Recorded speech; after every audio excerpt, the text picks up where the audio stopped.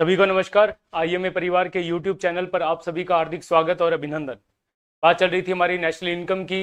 हमने last class में बात की नेशनल इनकम से रिलेटेड कुछ क्वेश्चंस की, जहां पे हमने देखा किस प्रकार से इसके क्वेश्चन को सॉल्व करना है, किस प्रकार इसकी गणना की जा रही है। उसी से संबंधित कुछ बेसिक क्वेश्चन जो हमारे फंडामेंटल से रहेंगे वो भी आज डिस्कशन करेंगे।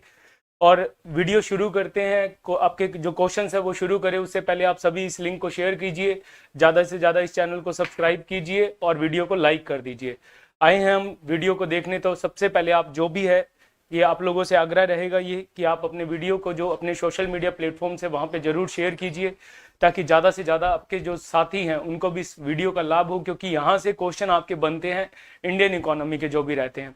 तो इंडियन इकोनॉमी की बात चल रही है, उसी इंडियन इकोनॉमी के अंदर अब हम पढ़ने वाले थे अपने भारतीय अर्थव्यवस्था में राष्ट्रीय आय का सेकेंड क्लास। भारतीय अर्थव्यवस्था इंडियन इकोनॉमी की क्लास चल रही थी, भारतीय अर्थव्यवस्था इंडियन इकोनॉमी और आपके राष्ट्रीय आय का एमसीक्यू, राष्ट्रीय आय नेशनल इनकम, राष्ट्रीय आय एमसीक्यू। ठीक है, एमसीक्यू की ये सेकंड क्लास रहने वाली है, जहां पे हम कुछ बेसिक फंडामेंटल्स की बात करेंगे। राष्ट्रीय आय समिति की बात की जाएगी, राष्ट्रीय आय से संबंधित जो इसकी हिस्ट्री है, इतिहास है, किसने सबसे पहले किया, क्या किया, उससे संबंधित क्वेश्चन रहेंगे। फिर आपके गणना की विधि रहेगी, गणना की विधि रहेगी। ठीक है, और ये यहीं से हम लोगों ने जैसे पर कैपिटा इनकम की बात करेंगे, पर कैपिटा इनकम।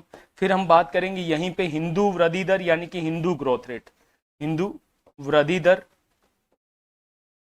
या हिंदू ग्रोथ रेट, जो प्रोफेसर राजकृष्णन का रहा था, उससे संबंधित कुछ क्वेश्चन है जिनका डिस्कशन हम आज की क्लास में करने वाले हैं। तो शुरू करते हैं आज का पहला क्वेश्चन। और पहला क्वेश्चन आपकी स्क्रीन पे ये रहा कि आपके which economist was the first to calculate national income in India from a scientific perspective? आपके किसने आपके वैज्ञानिक दृष्टि से राष्ट्रीय आय की गणना की है, किस अर्थशास्त्री ने?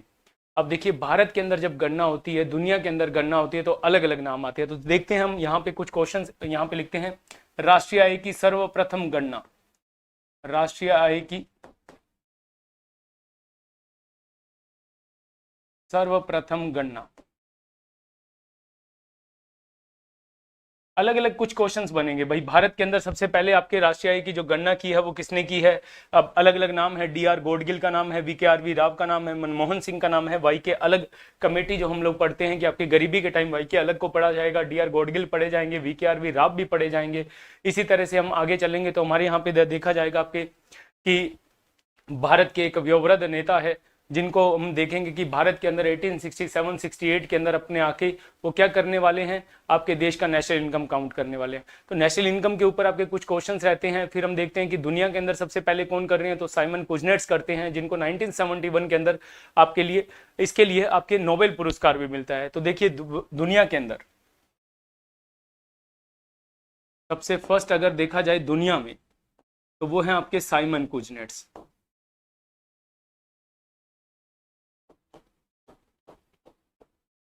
साइमन कुजनेट्स 1971 में इनको नोबेल मिला। 1971 में साइमन कुजनेट्स को आपके क्या किया गया, राष्ट्रीय आय की गणना की गई। उस राष्ट्रीय आय की गणना के लिए आपके क्या किया जाता है, इनको 1971 के अंदर आपके नोबेल भी दिया जाता है। इसी तरह से देखा जाए कि फर्स्ट इंडिया, भारत में पहली बार गणना, भारत में पहली बार गणना तो कौन करता है, आपके दादा भाई नौरोजी।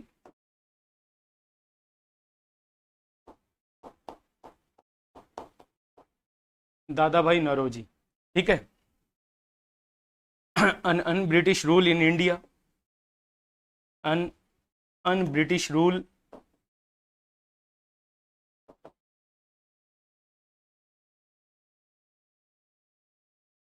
इन इंडिया बुक थी इनकी, जिसके अंदर इन्होंने सबसे पहले भारत के अंदर क्या किया, आपके नेशनल इनकम को काउंट किया। ठीक है, उसके बाद में देखा जाएगा कि भारत में पहली बार वैज्ञानिक विधि से, भारत में पहली बार वैज्ञानिक विधि से, साइंटिफिक मेथड जो आपने यूज किया, वैज्ञानिक विधि से आपके कौन गणना कर रहे हैं, तो वो हैं आपके VKRV राव, विजेंद्र कस्तूरी रंगा वरदराज राव, विजेंद्र कस्तूरी रंगा वरदराज राव। यहाँ पे भारत की इकोनॉमी को वो दो भागों में बांट देते हैं, प्राइमरी और सेकेंडरी सेक्टर के अंदर। तो देखिए इन्होंने क्या किया था, दो क्षेत्रों में बांटा, प्राथमिक क्षेत्र, प्राथमिक क्षेत्र में इन्होंने किसको रखा, तो कृषि थी, वन थे, शिकार था, ठीक है, और आपके पशुधन जो था इसको आपने इसके अंदर रखा पहले प्राइमरी सेक्टर के अंदर। सेकेंडरी सेक्टर के अंदर इन्होंने क्या लिखा, द्वितीय क्षेत्र में, द्वितीय के अंदर उद्योग और सेवाएं दोनों रखी, उद्योग भी था, आपके जैसे परिवहन था, यानी कि कुछ सेवाएं शामिल की इन्होंने, ठीक है। ये आप लोगों का आंसर आता है VKRV राव, जिन्होंने आपके क्या किया है, भारत के अंदर पहली बार आपके साइंटिफिक मेथड से इन्होंने क्या किया, काउंट किया था। और ये जो टाइम पीरियड हमारा अगर देखा जाए तो वो आप लोगों का था 1931 का, 1931 के अंदर, 1931 के अंदर। फिर अगर हम बात करें कि भाई भारत के अंदर ऑफिशियल कौन करेगा, सबसे पहले आप लोगों के लिए आधिकारिक प्रयास, भारत का पहला आधिकारिक प्रयास, भारत का पहला आधिकारिक प्रयास, राष्ट्रीय आय की गणना का पहला आधिकारिक प्रयास कौन करता है, तो राष्ट्रीय आय समिति करती है, राष्ट्रीय आय समिति। नेशनल इनकम कमेटी बनाई गई, इस कमेटी के अध्यक्ष कौन थे, उसका नेक्स्ट क्वेश्चन भी आने वाला है।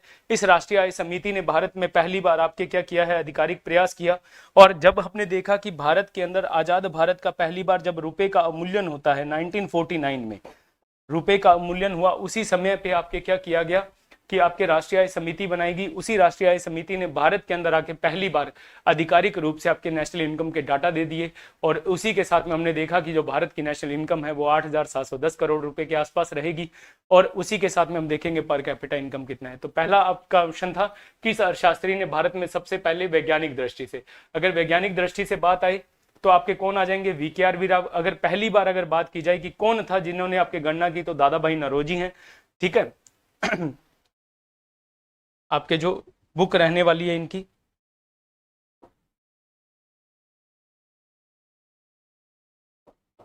Poverty and un British rule in India. फिर उसके बाद में यहीं से हमारा एक नया पॉइंट शुरू होता है, भारत में पहली बार वैज्ञानिक विधि। फिर आधिकारिक प्रयास आपके ऑफिशियली कौन करेगा, तो राष्ट्रीय आय समिति करेगी। तो ये था हमारा पहला क्वेश्चन आज का।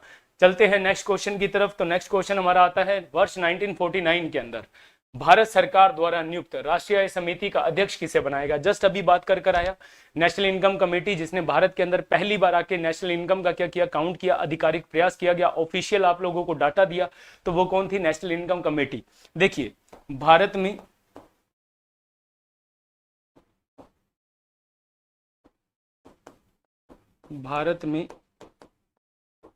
रुपए का अवमूल्यन, बस पहली बार जो रुपए का अवमूल्यन हुआ है वो कब होता है, तो 1949 में पहली बार होता है, ठीक है। 1966 में आपके सेकंड टाइम पे हुआ। फिर 1991 के अंदर आपके क्या होता है, तीसरी बार होता है। और 1991 में दो बार होता है, दो बार अलग अलग टाइम पे रुपए का अवमूल्यन होता है। पहली बार जब रुपए का अवमूल्यन हुआ,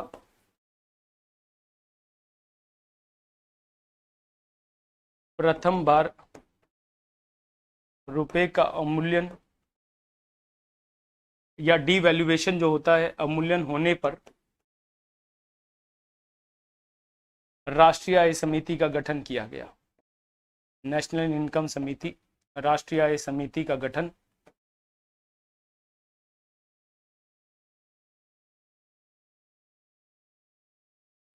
किया गया, ठीक है। ये आपके था। राष्ट्रीय आय समिति में 3 सदस्य थे। राष्ट्रीय आय समिति, नेशनल इनकम कमेटी जो है वो कब बनेगी, 1949 के अंदर। अध्यक्ष कौन होंगे इसके, PC महालनोबिस। अध्यक्ष PC महालनोबिस, यानी कि प्रशांत चंद्र महालनोबिस। प्रशांत चंद्र महालनोबिस जो हैं इसके अध्यक्ष रहने वाले हैं। 2 सदस्य हैं, DR गोडगिल डी.आर. गोडगिल व वी.के.आर.वी. राव, विजेंद्र कस्तूरी रंगा, वरदराज राव। ठीक है, ये आपके रहने वाले हैं। जो राष्ट्रीय समिति जो बनी वो किसकी अध्यक्षता में बनेगी? पीसी महालनोबिस की अध्यक्षता में बनेगी। ये आप लोगों का जो प्रति व्यक्ति आय बताया जाएगा। 1949 में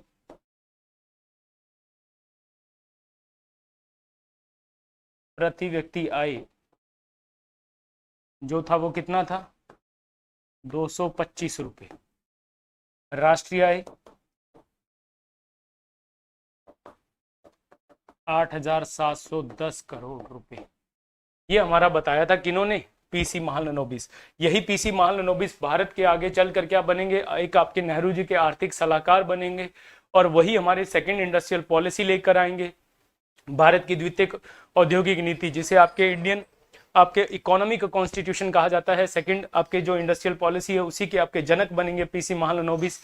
ठीक है, तो ये हमारा था 1949 में भारत सरकार के द्वारा नियुक्त राष्ट्रीय आय समिति के अध्यक्ष कौन है? तो पीसी महालनोबिस हैं।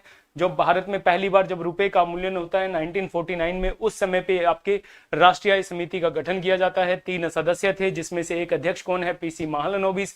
डी.आर. गोडगिल आपके इसके सदस्य हैं और वी.के.आर.वी. राव इसके सदस्य हैं। इन्होंने जो भारत की राष्ट्रीय आय बताई वो बताई 8,710 करोड़ और प्रति व्यक्ति आय जो बताई 225 रुपए बताई थी। चलते हैं नेक्स्ट क्वेश्चन की तरफ। तो नेक्स्ट क्वेश्चन हमारा आता है कि आर्थिक विकास जो है वो युग्मित होता है आपके economic development is generally coupled with, कि किसके साथ आप लोगों का जो है आर्थिक विकास होता है। देखिए सबसे पहला ऑप्शन डिफ्लेशन। डिफ्लेशन मंदी। मंदी के अंदर हम लोग देखते हैं कि जब डिफ्लेशन आता है तो हमारी डिमांड जो है वो कम होती है और सप्लाई जो है वो ज्यादा होती है। डिमांड और सप्लाई, जब डिमांड कम हो सप्लाई ज्यादा हो तो प्रोडक्शन जो है, उत्पादन जो है वो क्या होता है? वो कम हो जाता है। और जब उत्पादन कम होता है तो आपके क्या होती है? बेरोजगारी जो है वो बढ़ जाती है। बेरोजगारी बढ़ जाती है और बेरोजगारी बढ़ेगी तो गरीबी बढ़ेगी, गरीबी बढ़ेगी तो आपके देश का इकोनॉमिक डेवलपमेंट रुक जाएगा, ना कि बढ़ जाएगा। बिल्कुल आप लोग देखोगे कि आपकी जब देश के अंदर सप्लाई जब बहुत ज्यादा होगी, प्रोडक्शन रुक गया, प्रोडक्शन रुका तो आपके बेरोजगारी आ गई, नया रोजगार नहीं मिल रहा है, गरीबी बढ़ रही है, देश का इकोनॉमिक डेवलपमेंट खराब हो रहा है। इसीलिए कहा जाता है कि जो विकासशील देश है, डेवलपिंग नेशंस जो हैं, उनके अंदर आपके इन्फ्लेशन का रहना जरूरी माना जाता है, स्फीति का रहना माना जाता है कि आपके कुछ परसेंट आपके इन्फ्लेशन का रहना जरूरी हो ताकि आपकी डिमांड्स बनी रहे। देखो सेकंड है इन्फ्लेशन, इसमें आपके क्या रहेंगी? डिमांड ज्यादा होंगी, सप्लाई कम होगी, तो आपके प्रोडक्शन या उत्पादन जो है वो क्या होगा? बढ़ेगा। प्रोडक्शन बढ़ेगा तो आपके बेरोजगारी जो है वो कम होगी, बेरोजगारी कम होगी और बेरोजगारी कम होती है तो प्रति व्यक्ति आय या पर कैपिटा इनकम आपका बढ़ता है। पर कैपिटा इनकम बढ़ेगा तो आपके देश का नेशनल इनकम भी बढ़ेगा, देश का नेशनल इनकम भी बढ़ता है। तो इसके साथ आपके देश का क्या होता है? आपके आर्थिक विकास होता है, इकोनॉमिक डेवलपमेंट होता है। फिर होता है स्टैगफ्लेशन। अब स्टैगफ्लेशन क्या है? तो देखिए एक आप लोगों का सी ऑप्शन बता रहा हूं कि एक प्रोफेसर फिलिप आए। प्रोफेसर फिलिप क्या कहते हैं कि आपका जो देश का महंगाई और बेरोजगारी है, महंगाई बेरोजगारी में नकारात्मक संबंध बताया, एक दूसरे के ऑपोजिट होते हैं। नकारात्मक संबंध कैसा रिलेशन है? नकारात्मक है, एक दूसरे के ऑपोजिट है। मतलब कि जब जब आपके महंगाई बढ़ती है, इनका कहने का मतलब क्या था कि जब देश के अंदर महंगाई बढ़ती है तो आपके बेरोजगारी जो है वो कम हो जाती है, बेरोजगारी कम होती है। ठीक है, जब आपके देश में महंगाई कम होती है तो बेरोजगारी क्या हो जाती है? बढ़ जाती है। ये इन्होंने कहा। पर कभी कभी देश के अंदर ऐसी कंडीशंस आती हैं, ऐसी सिचुएशंस बन जाती हैं कि जब आपके क्या होता है? एक स्टैगफ्लेशन होता है। स्टैगफ्लेशन में क्या होता है कि जब आपके महंगाई भी बढ़ रही हो, महंगाई भी बढ़ जाती है और बेरोजगारी भी बढ़ जाती है, दोनों चीजें जब एक साथ हो तो उसे हम क्या कहते हैं? स्टैगफ्लेशन कहते हैं। ठीक है। स्टैगफ्लेशन एक अलग कॉन्सेप्ट है, ये लगभग आप लोगों को जब किसी देश के अंदर डिजास्टर है, कोई क्राइसिस आ रहा है, तो उस समय पे जैसे हमने कोविड के टाइम पे देखा कि कुछ चीजें जो है वो महंगी हो रही हैं, बेरोजगारी भी देश में बढ़ रही है। ठीक है, स्टैगफ्लेशन एक आपका टेम्परेरी होता है कि जिसको बाद में सरकार कंट्रोल करती है। यहाँ पे सैमुअल्सन ने तो इसको बीमारी भी बता दिया। सैमुअल्सन है एक प्रोफेसर, सैमुअल्सन है, उन्होंने इसको बीमारी बताया। सैमुअल्सन ने क्या कहा कि ये एक बीमारी है, कि आप महंगाई को कंट्रोल करोगे तो बेरोजगारी और ज्यादा बढ़ जाएगी, और बेरोजगारी को कंट्रोल करोगे तो महंगाई और ज्यादा बढ़ जाएगी। तो इसके लिए सरकार को काफी कुछ पॉलिसीज बनानी पड़ती हैं, इसको कंट्रोल करना पड़ता है। फिर देखो तीसरा चौथा ऑप्शन है अतिस्फीति, हाइपर इन्फ्लेशन। हाइपर इन्फ्लेशन वो होता है जब आपके रुपए की वैल्यू बिल्कुल डाउन हो जाती है। हमने देखा जिम्बाब्वे के अंदर, हमने देखा वेनेजुएला के अंदर, हमने कई ऐसे देशों के एग्जांपल्स देखे जहां पे आप लोगों का हाइपर इन्फ्लेशन देखने को मिला कि रुपए की वैल्यू बिल्कुल जीरो हो गई, आपकी डाउन हो गई। उसके साथ में इस समय पे इस हाइपर इन्फ्लेशन में जो हमारा बैलेंस ऑफ पेमेंट है, भुगतान संतुलन है, या आपका जो भुगतान आपका घाटा हो रहा है, व्यापार घाटा जो है, व्यापार घाटा ट्रेड डेफिशिएट है, वो बढ़ जाता है। व्यापार घाटा जो है वो बढ़ जाता है। इसके साथ ही आपके देश का जो व्यापार है, दूसरे देशों के साथ व्यापार है, आपके रुपए की वैल्यू क्या होती है, रुपए की वैल्यू, आपके करेंसी की वैल्यू जो है वो डाउन हो जाती है। तो इसलिए ये भी सही नहीं है। तो आपका कौन सा है सही, स्फीति के साथ आपके इन्फ्लेशन जो है वो आपके बढ़ता है। तो इसी के साथ हमारा ये क्वेश्चन भी होता है कि इकोनॉमिक डेवलपमेंट जो है वो किसके साथ जुड़ा हुआ है, इन्फ्लेशन के साथ में। तो आपका नेक्स्ट क्वेश्चन हम चलते हैं। नेक्स्ट क्वेश्चन में आपके क्या कहा गया कि आपके देखिए हिंदू वृद्धि दर, Hindu growth rate, Hindu rate of growth is related to which of the following, कि आपके मनी से रिलेट है, जीडीपी से रिलेट है, पॉपुलेशन से है, या फिर जीएनपी से है। तो देखिए एक प्रोफेसर आते हैं हमारे, प्रोफेसर राजकृष्ण। प्रोफेसर राजकृष्ण आके क्या कहते हैं, प्रोफेसर राजकृष्ण एक व्यंग करते हैं। प्रोफेसर राजकृष्ण है, ठीक है, इन्होंने भारत के शुरुआत की, भारत की आजादी के बाद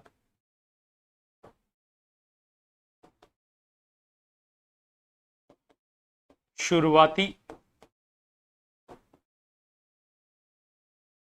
3 दशक की वृद्धि दर को, 3 दशक की वृद्धि दर को व्यंग के रूप में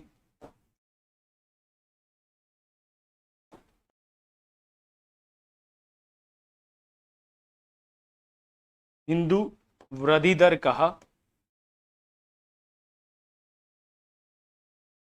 क्योंकि इस समय भारत की जीडीपी, क्योंकि इस समय पे इन आपके जो भारत की जीडीपी है, जीडीपी की वृद्धि दर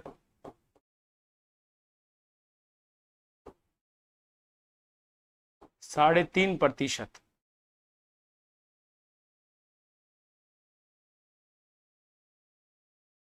3% रही। तो कौन है, आपके प्रोफेसर राजकृष्ण हैं, जिन्होंने किसके लिए व्यंग किया, एक मजाक के रूप में कहा कि भारत की जो वृद्धि दर है, जो ग्रोथ रेट है जीडीपी की, वो इस तरह से बढ़ रही है जिस तरह से हिंदुओं की ग्रोथ रेट है। तो हिंदू वृद्धि दर उन्होंने कह दिया किसके लिए, जीडीपी के लिए। तो किससे कॉन्सेप्ट रिलेट करेगा आपका, जीडीपी से रिलेट करेगा। ठीक है, तो चलते हैं नेक्स्ट क्वेश्चन की तरफ। नेक्स्ट क्वेश्चन है कि निम्नलिखित में से कौन कौन से कार्यकलाप जो हैं आपकी अर्थव्यवस्था में वास्तविक क्षेत्र या रियल सेक्टर का निर्माण करते हैं। विच of the following activities constitute the real sector in the economy, की ऐसा कौन सा, 4 ऑप्शन आप लोगों के पास है, इनमें से कौन कौन सा ऐसा काम है, कौन सी ऐसी एक्टिविटीज है जो आपके रियल सेक्टर यानी कि रियल का प्रोडक्शन, जो भौतिक प्रोडक्शन है उसका उत्पादन वो कर रहे हैं। तो देखिए सबसे पहले है फार्मर्स हार्वेस्टिंग देयर क्रॉप्स, किसानों को अपनी फसलें काटना, कपड़ा मिलों को कच्चे कपास को कपड़े में बदलना, textile mills converting raw cotton into clothing, किसी वाणिज्यिक बैंक की किसी व्यापारी कंपनी को धनराशि उधार देना, एक commercial bank lending money to a trading company, किसी कॉरपोरेट निकाय का विदेश में रुपया अंकित मूल्य के बॉन्ड जारी करना, यानी कि कोई मसाला बॉन्ड जारी कर दिया या किसी तरह का कोई बॉन्ड है जो रुपए के मूल्य वर्ग में उसने जारी किया है। अब देखो कौन सा ऐसा, आप लोग खुद बताइए कि कौन सा ऐसा काम है जो आपके रियल प्रोडक्शन कर रहा है। देखिए किसानों को अपनी फसलें काटना रियल का प्रोडक्शन है, गेहूं काटा, उसने कपास को निकाला, अपने जो सरसों है, बाजरा है, उसका उत्पादन किया, उसको काटा फसल को, तो वो रियल प्रोडक्शन आ रहा है, रियल सेक्टर का निर्माण कर रहा है, वो प्राइमरी सेक्टर का निर्माण कर रहा है। सेकंड है कपड़ा मिलों का कच्चे माल का सेकेंडरी सेक्टर क्या करता है, उस रॉ मटेरियल का यूज करता है। प्राइमरी सेक्टर के रॉ मटेरियल का यूज कहां हो रहा है, सेकेंडरी में हो रहा है। तो सेकेंडरी सेक्टर का भी आपके क्या किया जा रहा है, उपयोग। किसी वाणिज्यिक बैंक की किसी व्यापारी कंपनी को धनराशि उधार देना, उधार देने से रियल का प्रोडक्शन नहीं हो रहा है। इसी तरह से जब आपके रुपया अंकित मूल्य के बॉन्ड जारी किए जा रहे हैं तो यहां भी हम लोगों को रियल सेक्टर नहीं दिख पा रहा है। तो आपके रियल सेक्टर केवल कहां पे है, 1 और 2 जो है वो आपके रियल सेक्टर का उत्पादन आपके जो है निर्माण कर रहे हैं। ठीक है, तो केवल 1 और 2 जो ऑप्शन बनेंगे आप लोगों का। नेक्स्ट क्वेश्चन है साधन लागत पर शुद्ध घरेलू उत्पत्ति। साधन लागत net domestic product, net domestic product यानी कि NDP, NDP at factor cost, NDP at factor cost पूछा जा रहा है कि कौन कौन सा है। तो सबसे पहले देखिए NDP factor cost, NDP factor cost में बाद में लिखा इसने NNP factor cost minus NFIA net factor income from abroad, यानी कि विदेशों से प्राप्त शुद्ध विदेशी आय, या फिर मैं ब्रैकेट में कर दूं x माइनस एम, आयात और निर्यातों के बीच का जो अंतर है। हमारे यहाँ से जो विदेशी पैसा कमा के ले जाते हैं, विदेशों से हम लोग जो पैसा कमाते हैं, उन दोनों का जो बीच का अंतर है उसको ये net factor income from abroad कह रहा है। ठीक है, तो अब देखिए इसमें क्या होता है कि जब भी आप एनएनपी के साथ में एनडीपी, सबसे पहले हमने क्या निकाला, एनडीपी निकाला। अब देखो इसको समझिए, सबसे पहले 4 टर्म्स है हमारे पास में। एक होती है जीडीपी, एक वित्त वर्ष में किसी राष्ट्र के निवासियों के द्वारा, किसी राष्ट्र के निवासियों के द्वारा घरेलू सीमा में, घरेलू सीमा में किया गया कुल उत्पादन जीडीपी कहलाता है। मतलब चलो पहले एनडीपी भी देखते हैं, फिर हम आगे चलेंगे। फिर अपना आता है एनडीपी। अब देखो जीडीपी के साथ ही मैंने लिख दिया एनडीपी। केवल फर्क क्या है, एक वित्त वर्ष में किसी राष्ट्र के निवासियों के द्वारा घरेलू सीमा में कुल की जगह क्या लग जाएगा, शुद्ध उत्पादन जो है वो क्या कहलाता है, एनडीपी कहलाता है। शुद्ध उत्पादन एनडीपी कहलाता है। कैसे निकाला जाता है, एनडीपी बराबर जीडीपी माइनस डेप्रिसिएशन या मूल्यह्रास। ठीक है, डेप्रिसिएशन या मूल्यह्रास या घिसावट जो है उसको बाहर करते हैं तो नेट प्रोडक्शन हमारा आ जाता है। बात यह है कि इस नेट प्रोडक्शन में, इस डोमेस्टिक प्रोडक्शन में अंदर हमारी जो सीमा चलती है वो कैसी है, घरेलू सीमा है। जबकि जो एनएनपी है, इस एनएनपी के अंदर क्या होने वाला है तो वो भी देख लेते हैं। देखो एनएनपी आपके पहले लिखते हैं हम जीएनपी। एक वित्त वर्ष में, एक फाइनेंशियल ईयर है, एक वित्त वर्ष में किसी राष्ट्र के नागरिकों के द्वारा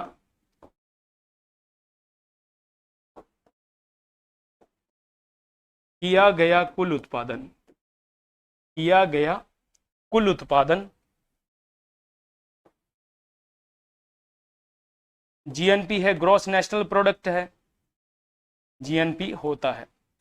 ठीक है, मतलब यहां पे आप लोगों के नागरिक है वो दुनिया में कहीं भी काम करें, घरेलू सीमा से बाहर जाके भी काम करेंगे तो भी हम इसको आपके लिख लेंगे। ठीक है, अब देखो जीएनपी के साथ में अगर हम देखें कि एनएनपी कैसे आता है, तो एनएनपी का सूत्र क्या रहेगा, बराबर जीएनपी माइनस डेप्रिसिएशन।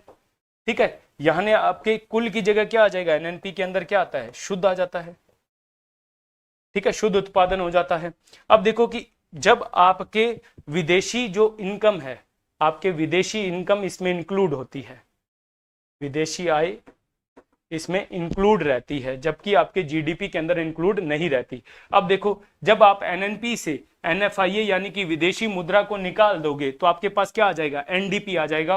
और फैक्टर कॉस्ट आप लोगों का है ही, फैक्टर कॉस्ट दिया हुआ है, इसने मार्केट प्राइस दिया नहीं है, तो पहला ऑप्शन आपका सही है। सेकंड ऑप्शन क्या कहता है, तो देखिए एनडीपी फैक्टर कॉस्ट बराबर GNP minus X minus M.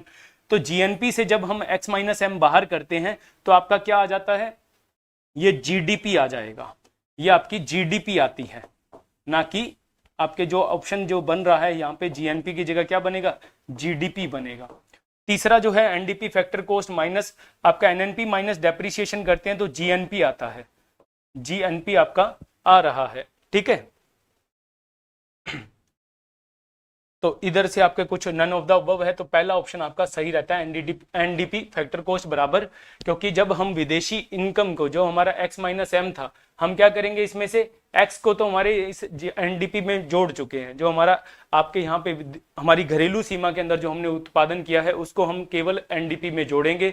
विदेशी जो हम लोग मान लीजिए कि आज मैं ऑस्ट्रेलिया में जाके इनकम कर रहा हूँ और वहां से पैसा भेज रहा हूँ, रेमिटेंस भेज रहा हूँ, उस रेमिटेंस को हम कभी भी डोमेस्टिक प्रोडक्शन में काउंट नहीं करते हैं, ठीक है। तो जब हमने अगर मान लीजिए कि एनएनपी के अंदर हमने रेमिटेंस को काउंट किया था, उस रेमिटेंस को अब हम क्या कर रहे हैं, बाहर कर रहे हैं, तो हमारे पास क्या आ जाता है, एनडीपी निकल कर आता है। तो एनडीपी फैक्टर कॉस्ट जो है पहला ऑप्शन आपका सही रहने वाला है। नेक्स्ट क्वेश्चन की तरफ चलते हैं। तो नेक्स्ट क्वेश्चन आता है जीडीपी व एनडीपी में क्या अंतर है। देखो वापस से अभी मैंने लिख कर आया था मैं आपको, जीडीपी जो है वो क्या होती है, कुल उत्पादन, यानी कि ग्रॉस डोमेस्टिक प्रोडक्शन या प्रोडक्ट। एनडीपी आपका क्या है, net domestic product, net domestic product, सकल घरेलू उत्पाद, सकल घरेलू उत्पाद। इधर आपका आ गया शुद्ध घरेलू उत्पाद, शुद्ध घरेलू उत्पाद आ गया, ठीक है। ये दोनों में फर्क होता है। तो आपके जब जीडीपी से एनडीपी निकालना है तो हम कैसे निकालते हैं, एनडीपी बराबर जीडीपी माइनस डेप्रिसिएशन। केवल किसका फर्क है, इस डेप्रिसिएशन का, मूल्यह्रास का फर्क होता है। तो ऑप्शन नंबर आपका 2 रहेगा। पूरी डिटेल जो है वो पीछे के क्वेश्चन में मैं दोनों की लैंग्वेज लिखवा चुका हूं। देखिए क्या है, तो एक वित्त वर्ष में किसी राष्ट्र के निवासियों के द्वारा घरेलू सीमा में किया गया कुल उत्पादन तो जीडीपी था, और शुद्ध उत्पादन आपका एनडीपी था। इसमें कैसे शुद्ध निकाला जाएगा, तो जीडीपी से जब हम मूल्यह्रास को, डेप्रिसिएशन को बाहर करेंगे तो हमारे पास क्या आ जाएगा, आपके एनडीपी आ जाएगा। दोनों में फर्क किसका है, मूल्यह्रास का। नेक्स्ट देखिए प्रति व्यक्ति आय, पर कैपिटा इनकम। तो पर कैपिटा इनकम के लिए इसने लिखा है नेट नेशनल प्रोडक्ट बटा में टोटल पॉपुलेशन, एनएनपी बटा पॉपुलेशन। पहला ऑप्शन क्या है, एनएनपी पॉपुलेशन, ए ऑप्शन जो है। बी ऑप्शन क्या कहता है, total national income, total national income इसने दे दी है। ऑप्शन थोड़े से गलत हो गए भाई, बीच के अंदर कुछ आया नहीं है, बी ऑप्शन को लिखा नहीं है। फिर इसने सी ऑप्शन में लिखा आपके ग्रॉस नेशनल प्रोडक्ट यानी कि जीएनपी, जीएनपी बटा में पॉपुलेशन, ठीक है। तीसरा डी ऑप्शन जो आपने लिखा है, ऑप्शन गलत आ गया, नेशनल इनकम बटा में टोटल पॉपुलेशन। नेशनल इनकम के साथ में जब हम भाग देते हैं पॉपुलेशन का तो वो आपके सही हो जाता है, डी ऑप्शन, ठीक है। 4 नंबर ऑप्शन जो है वो सही रहेगा। पर यहीं पे अगर लिखा हुआ आता NNP eight factor cost, NNP factor cost बटा में पॉपुलेशन, तो वो सही हो जाता है। यानी कि यहाँ पे अगर मैं फैक्टर कॉस्ट लगा दूं तो फिर आप लोगों का सही होता है, क्योंकि कारक लागत के ऊपर आपके जब एनएनपी को निकाला जाता है तो वो हमारे देश की क्या है, नेशनल इनकम है। और जब उस नेशनल इनकम को हम पॉपुलेशन से भाग देते हो तो हमारे पास क्या आ जाता है, हमारा प्रति व्यक्ति आय आता है। तो डी ऑप्शन आप लोगों का सही रहेगा। इसी के साथ अगर लिखा हुआ है एनएनपी एट फैक्टर कॉस्ट बटा में पॉपुलेशन, तो ये भी आपका सही ऑप्शन रहने वाला, ठीक है। अब चलते हैं नेक्स्ट क्वेश्चन की तरफ, और नेक्स्ट क्वेश्चन आता है कि कृषि क्षेत्र की आय की गणना के लिए निम्नलिखित में से किस विधि का प्रयोग किया जाता है। नेशनल इनकम का आपको देखना है तो किस विधि का प्रयोग किया जाएगा। तो देखिए सबसे पहले व्यय विधि। व्यय विधि होती है हमारे परिवार उपभोग के लिए, फैमिली कंज्यूम के लिए, परिवार उपभोग प्लस बचत को निकाला जाता है इसमें, ठीक है। देखिए फिर है आउटपुट या प्रोडक्ट उत्पादन विधि। उत्पादन विधि का जो प्रयोग है वो कृषि उद्योग सेवा के लिए होता है, कृषि उद्योग और सेवा। आपने कितना प्रोडक्शन किया है, ठीक है, कृषि है। फॉर एग्जांपल कि आपने 100 किलो गेहूं का उपयोग, आपने उत्पादन किया 100 किलो गेहूं, तो इसका मौद्रिक मूल्य कितना है, फॉर एग्जांपल 20 रुपए इसका मौद्रिक मूल्य है। तो टोटल प्रोडक्शन कितना हो जाएगा, 100 × 20 बराबर 2000 रुपए किलो आपके निकाल दिया जाएगा कि ये हमारा आपके कृषि की आय रही है। गेहूं रहा है, फिर मान लो कि हमने 50 किलो आपके बाजरा किया था, ठीक है, बाजरा था इंटू 10 रुपए बराबर 500 रुपए आपके यहां से आ रहे हैं। फिर आपने देखा कि 100 किलो दूध आ रहा है हमारे पास में, 100 किलो दूध है, दूध को इंटू कर दिया आपके 100 से, तो बराबर 100 × 100 आपके 10,000 रुपये हो गए। तो ये आप लोगों का टोटल काउंट कर दिया जाता है। बाद में मौद्रिक मूल्य निकाला जाता है और एक्चुअल उत्पादन देखा जाता है कि उत्पादन कितना हुआ, उसका मौद्रिक मूल्य कितना है, उसको आपस में गुना करके हम क्या निकालते हैं, कृषि का उत्पादन निकालते हैं। तो आपका 2 नंबर। आय विधि का प्रयोग जो होता है वो किस में होता है, वो होता है आपके सेवाओं के अंदर, परिवहन के अंदर, संचार के अंदर, ठीक है, परिवहन संचार हो गया, उसके अलावा बैंकिंग हो गया। यहाँ पे हम लोग देखते हैं सारा का सारा कि क्या आप लोगों का कौन सा यूज हो जाएगा, इनकम मेथड यूज हो जाएगा। सोशल अकाउंटिंग मेथड जो है वो राष्ट्रीय आय की गणना करने के काम आता है, ना कि आपके कृषि या उद्योग क्षेत्र के लिए काम किया जाता है। तो ये क्वेश्चन हुआ हमारा उत्पादन विधि का। नेक्स्ट क्वेश्चन है हमारे पास में, भारत में राष्ट्रीय आय की गणना किस आधार पर की जाती है। तो देखिए, national income on the basis in the national income calculated in India, चालू मूल्य के, current price, constant price, both of the above. तो हम जब भी हम लोग देखते हैं कि जीडीपी जो हमारी होती है, जीडीपी है, चाहे एनडीपी है, चाहे आपका जीएनपी है, चाहे हमारा एनएनपी है, हम लोग दोनों चीजों पे निकालते हैं। हम क्या निकालते हैं, हम मार्केट प्राइस यानी कि प्रचलित मूल्य भी लेते हैं, मार्केट प्राइस या प्रचलित मूल्य पे भी निकाला जाता है, और एक आपका बेस प्राइस या स्थिर मूल्य पे भी इसको काउंट किया जाता है, स्थिर मूल्यों पे भी इसको काउंट किया जाएगा।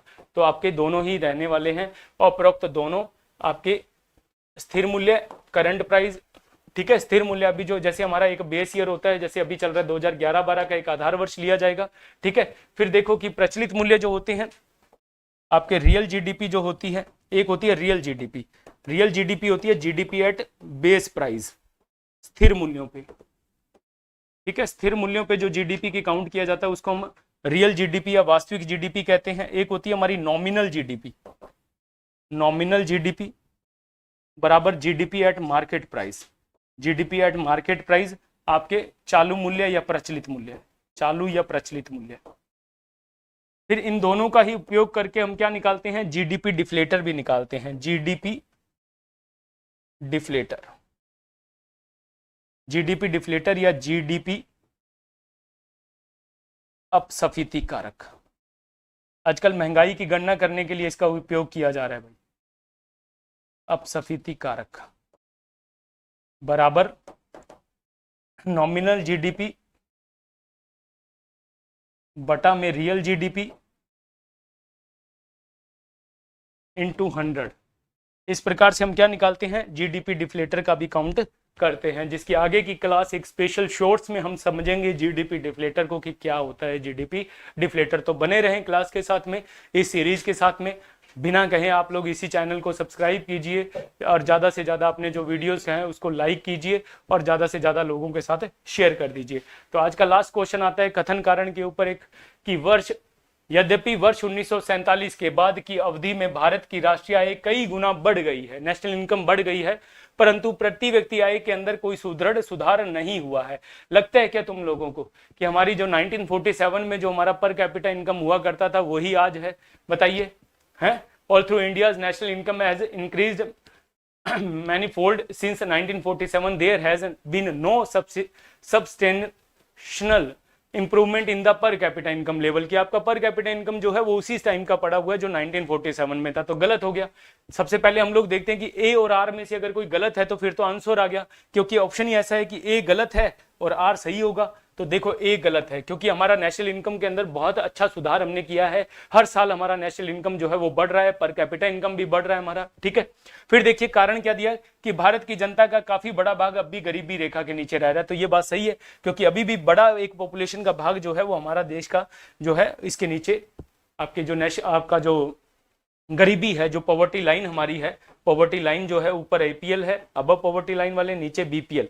तो बीपीएल के अंदर अभी भी काफी बड़ा एक हिस्सा जो है हमारा इसके अंदर रह रहा है, क्योंकि हमें पता लगता है हमारे एनएफएसए से, नेशनल फूड सिक्योरिटी एक्ट 2013 को जब पढ़ते हैं तो उसको भी हम नेक्स्ट चैप्टर में लेके आएंगे। जब भी उसकी बात चलेगी पीडीएस या सब्सिडी की जब बात करेंगे तो वहां पे एनएफएसए भी पढ़ेंगे, पॉवर्टी लाइन को भी पढ़ेंगे, अब पॉवर्टी लाइन को भी पढ़ेंगे, कुछ और समितियों की भी बात करेंगे। तो आज के लिए इतना ही था हमारा सेशन। जरूर बताइएगा कमेंट करके कि कैसा रहा हमारा सेशन, कैसे रहे क्वेश्चंस। तो मिलते हैं फिर नेक्स्ट सेशन में, तब तक के लिए धन्यवाद। जय हिंद, जय भारत, जय जय राजस्थान।